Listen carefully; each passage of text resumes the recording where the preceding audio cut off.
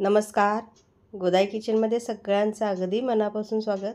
तर आज रात्रीच्या जेवणासाठी ना मस्त असा मुगाच्या डाळीची खिचडीचा बेत केला आहे. अगदी हलकी फुलकी पटकन होणारी आहे आणि चवीला एकदम भारी लागते. जास्त मसाले नाहीत, अगदी घरचे साहित्य वापरूनच ही खिचडी बनवले. पोटाला अगदी पचायला हलकी आहे. जास्त जड पदार्थ रात्रीच्या जेवणात खाऊ नये, किंवा मी तरी खात नाही, आणि हे मी खास माझ्यासाठी बनवते. तर काय काय साहित्य घेतलं हे मी तुम्हाला आधी दाखवते. तर 1-2-3 जणांसाठी करते. खास करून ही माझ्यासाठीच करते, पण इतर 1-2 खातील असे. तर अर्धा कप तांदूळ घेतले. अर्धा कप तांदळासाठी मुगाची डाळ घेतली, ते पाऊण कप घेतलेली आहे. तांदळापेक्षा थोडीशी डाळ जास्त घ्यायची. आणि इथे ह्या जो ठेचा बनवला आहे की नाही, 8 ते 10 लसणाच्या पाकळ्या, 1 मिरची घेतली, थोडंसं आलं आहे आणि थोडीशी कोथिंबीर आहे. बाकीची बाजूला कोथिंबीर वेगळी चिरलेली आहे. 1 टॅमॅटो आहे, 1 कांदा चिरलेला आहे. आणि आता ही खिचडी जी आहे की नाही, मी कुकरमध्ये करणार आहे. म्हणजे कसं पटकन होते, आणि एकच कुकरला 1 शिट्टी दिली ना तरी ही खिचडी शिजते. बरं, त्यासाठी काय करावं लागेल? डाळ आणि तांदूळ कमीत कमी अर्धा तास तरी भिजत ठेवायचे. तर कुकर घेतला आहे मी इथे, आणि ही खिचडी आहे ना मी फक्त तुपावर करणार आहे. तुम्ही तेलही वापरू शकता.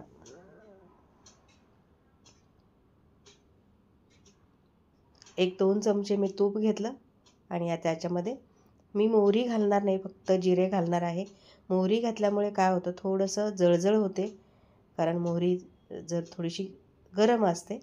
त्यामुळे मी शक्यतो मोहरी वापरत नाही. मी जेव्हा खाणार असते त्यावेळेला मला थोडंसं ॲसिडिटीचा त्रास होतो, त्यामुळे मी शक्यतो असे गरम पदार्थ खात नाही. तर जिरे घातले आणि कढीपत्ता घातला 8 ते 10 पानं, आणि 1 मध्यम आकाराचा कांदा बारीक चिरून घेतला होता, तो घालायचा. कांदा काय आपल्याला जास्त करपायचा नाही, थोडासा परतून घ्यायचा, आणि मग नंतर टॅमॅटो घालायचे, किंवा तुम्ही कांदा टॅमॅटो एकत्र वापरले तरीही चालेल. हे बघा, कांदा छान परतून घेतला. अगदी थोडासा मऊ होऊ द्यायचा कांदा, आणि याच्यामध्ये टॅमॅटो घातला. आता कांदा थोडासा मऊ होऊ दिला, आणि मग टॅमॅटो घातला. आता टॅमॅटो मात्र थोडासा परतून घ्यायचा आपल्याला. आता इथे टॅमॅटो तुम्हाला वापरायचा नसेल, स्किप केला तरीही चालेल. टॅमॅटोच्या ऐवजी मग तुम्ही एक अर्ध्या लिंबाचा रस वापरला तरीही चालेल. छान परतून घेतला. आता वाटलेलं वाटण घालायचं आहे. याच्यामध्ये मिरची मी एकच वापरलेली आहे. तुम्हाला जर तिखट जास्त खात असाल तुम्ही, तर अगदी 1-2-3 मिरच्या टाकल्या तरीही चालणार आहे. तर मसाला परतून घेतला. एक अर्धा चमचा हळद घातली. आता हे सगळं मिक्स करून छान परतून घ्यायचं आहे, अगदी मंद गॅसवर. आता यामध्ये फक्त थोडीशी एक अर्धा चमचा जिरेपूड आणि अर्धा चमचा धनेपूड घातली मी. फोडणीलाही जिरे मी अर्धा चमचा घातलेले, तरीसुद्धा बाकी कुठलेही मसाले वापरलेले नाहीत. गरम मसाला वगैरे अजिबात मी वापरलेला नाही. धने जिरेची पूड वापरले. आणि आता भिजत घातलेला तांदूळ जो आहे की नाही, आम्ही तुकडा बासमती मी घरात आणते, त्यामुळे तोच तांदूळ आहे, तुकडा बासमती घेतलेला आहे मी. तुमच्याकडे अख्खा असेल तो वापरा, किंवा ह्या खिचडीमध्ये ना इंद्रायणी तांदळाची खिचडीसुद्धा खूप छान होते बरं का. तो असेल तो वापरला तरीही चालेल. आता हे सगळं मिक्स करून घ्यायचं आहे, आणि याच्यामध्ये मी 1 बटाटाही घातला. आता बटाटा घालण्याचं कारण म्हणजे खिचडी थोडीशी अगदी जास्त व्हावी, वाढवून व्हावी म्हणून. 1-2 जणांसाठी केलं तर 3 जणं त्याच्यामध्ये खावेत म्हणून थोडीशी बटाटा वापरला आहे मी. आता सगळं मिक्स करून घ्यायचं आहे, छान परतून घ्यायचं आहे, आणि यामध्ये गरम पाणी घालायचं आहे. आता इथे मी काश्मीरी मिरची पावडर वापरले, फक्त कलरसाठी वापरले, तिखट अजिबात नाही. आणि तीही मी अर्धाच चमचा वापरले, फक्त आपल्या खिचडीला कलर छान यावा म्हणून. आता यामध्ये गरम पाणी घालायचं आहे, उकळलेलं गरम पाणी घालायचं. थंड पाणी किंवा कोमट पाणी घालू नका, अगदी उकळून घ्या आणि ते घाला. मीठ घालायचं चवीनुसार, आणि डाळ तांदूळ जेवढे असेल की नाही त्याच्या 3 पट पाणी घालायचं. म्हणजे खिचडी तुम्हाला कितपत अगदी थपथपीत लागते किंवा कोरडी लागते त्यानुसार.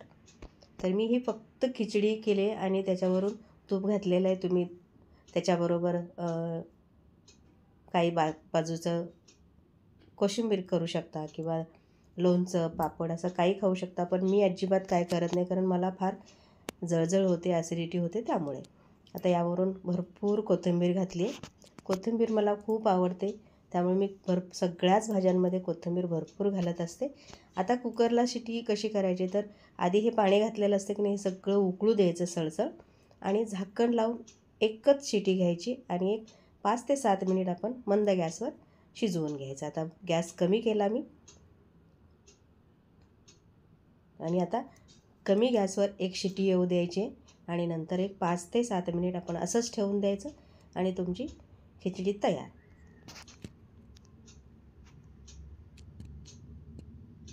एक 5 मिनिट असंच ठेवून दिलं आणि मग गॅस बंद केला आणि थंड झाल्यानंतर तुम्हाला ओपन करून दाखवते. एकच शिटी घ्यायची, अजिबात जास्त घ्यायच्या गरज नाही. तर जर तुम्ही तांदूळ भिजत घातला असेल आधी, तर डाळ तांदूळ एक अर्धा तास भिजत घातला असेल तर. हे बघा, आणि बघू शकता मस्त अशी ही खिचडी तयार झाली. अगदी ओलसर होते. मी थोडंसं पाणी जास्त घातलं होतं, त्यामुळे एकदम छान मऊसूत ही खिचडी शिजते आणि लागतेसुद्धा खूप छान. हलकी फुलकी, अगदी पोटाला आराम देण्यासाठी, वयस्कर मंडळींना खाण्यासाठी आहे किंवा आजारातून उठल्यानंतर तोंडाला काही चव नसते, अशा वेळेला अशी जास्त मसाले न वापरता केलेली खिचडी बनवायची. बघू शकता मस्त अशी एकदम थपथपीत झालेली आहे. आता याच्यावरून ओलं खोबरं घालून खाऊ शकता तुम्ही. कोथिंबीर भरपूर पेरा, याच्याबरोबर पापड घ्या, लोणचं घ्या किंवा काहीच नाही घेतलं तरीसुद्धा ही छान लागते. अगदी तुपावर चमचाभर तूप वरून पुन्हा घ्यायचं आणि खायची. मी तर अशीच खाते. मी शक्यतो घरात बऱ्याच वेळेला मी संध्याकाळच्या जेवणासाठी अशी बनवते. याच्यामध्ये तुम्ही भाज्या म्हणजे फ्लावर घालू शकता किंवा बीट घालू शकता. कशी वाटली रेसिपी मला कमेंटमध्ये नक्की सांगा. आवडल्यास लाईक, शेअर, सबस्क्राईब